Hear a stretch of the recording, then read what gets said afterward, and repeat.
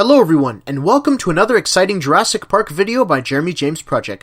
I have quite an interesting topic today about two things I never thought I'd ever discuss in the same video to such a degree. So I'm going to start off by telling you a little something you may not know about me, and it does relate to the Jurassic Park content I'll be discussing shortly, so here it is. Along with Jurassic Park, one of the things I also grew up watching was professional wrestling. WWE in particular, even when it was still known as WWF. I've watched all kinds of classic matches on cassette tapes, DVDs, and YouTube, and even some of the newer stuff in AEW today. But I mostly watched wrestling in the early to mid-2000s. This time period is known as the Ruthless Aggression Era, so I grew up watching guys like Shawn Michaels, Stone Cold Steve Austin, Chris Jericho, Edge, Lita, Rob Van Dam, Batista, Eddie Guerrero, Booker T, Trish Stratus, all kinds of wrestlers. So I loved wrestling and Jurassic Park. But did you know that Jurassic Park actually influenced a WWE wrestler? Oh, it's true. It's damn true. And that's what I'm going to talk about today. I'm going to talk about how Jurassic Park influenced a WWE wrestler. So let's get started. So the first thing I want to talk about is something you probably know already, especially if you are a wrestling fan, but it's still important for me to mention, so I apologize in advance. If you don't know, then you're going to learn something new today. Here it is.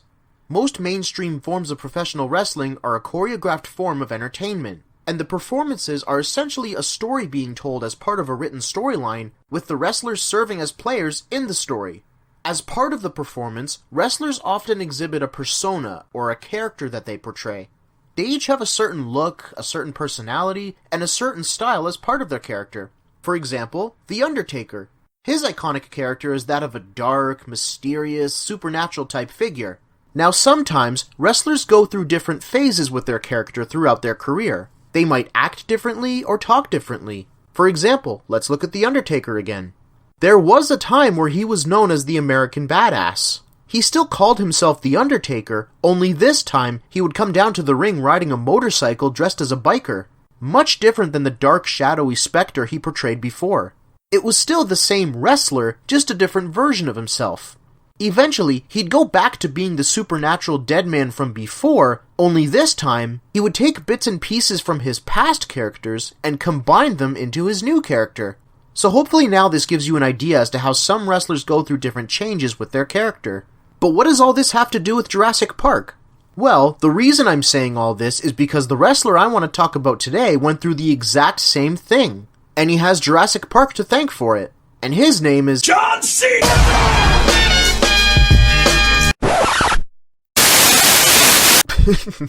No, it's not John Cena. I just couldn't resist throwing that in there, I'm sorry. But no, it's not John Cena, and it's not even Luchasaurus and the Jurassic Express from AEW, even though it sounds very obvious. It is, however, someone who feuded with John Cena quite a lot, and that person is none other than Randy Orton, the master of the RKO.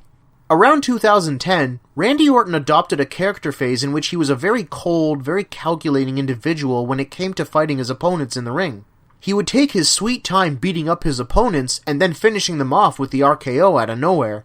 He was like a slithering snake just ready to strike. Coincidentally, Randy Orton was actually referred to as the Viper.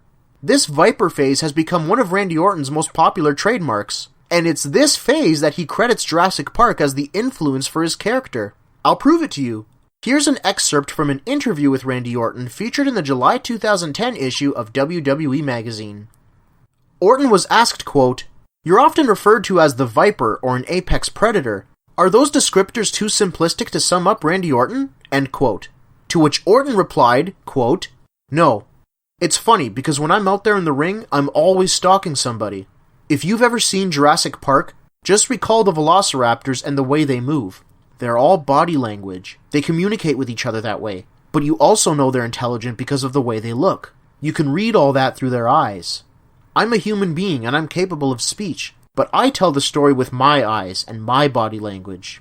Whatever I'm concentrating on in the ring, whether it's stalking someone to hit the RKO or enjoying an opponent's suffering, my behavior is like a velociraptor enjoying his meal, playing with his food. When I get that animalistic mentality in my head, it kind of gets me in the zone. Some guys walk to the ring wide-eyed, and you can just tell they're nervous from the minute they step on the ramp. I come out with a message for my rivals. I'm going to eat you for lunch." End quote. And that's the bottom line.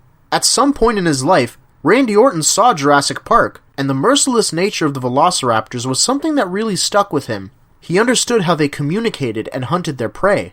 So in the WWE creative process behind the scenes, Orton decided to take these traits from the velociraptors and incorporate them into his new character. I'll give you a common example of something that Orton does a lot with his character. But just for a minute, think back to Jurassic Park when Robert Muldoon was alone in the jungle. When the raptor came out of the bushes at Muldoon's side, it didn't kill him right away. It hissed and glared at him with a lifeless gaze, almost as if it were taunting him, just before it went in for the kill. So now if you think back to Randy Orton wrestling during the peak of his Viper phase, he too would give a deadly stare before finishing off his opponent with the RKO, just like how the raptors would kill their prey. I actually had the pleasure of seeing Randy Orton wrestle at a house show way back in 2010, and he did exactly what I just talked about. One might not expect a connection between Jurassic Park and wrestling, but there it is. And on that note, this concludes another video by Jeremy James Prutchick. What do you think about all this? Talk about it in the comments. Thank you for watching. If you want to see more Jurassic content, you can find all kinds of it on my channel. And if you want to keep seeing more Jurassic content, subscribe. Thanks again, and I'll see you next time.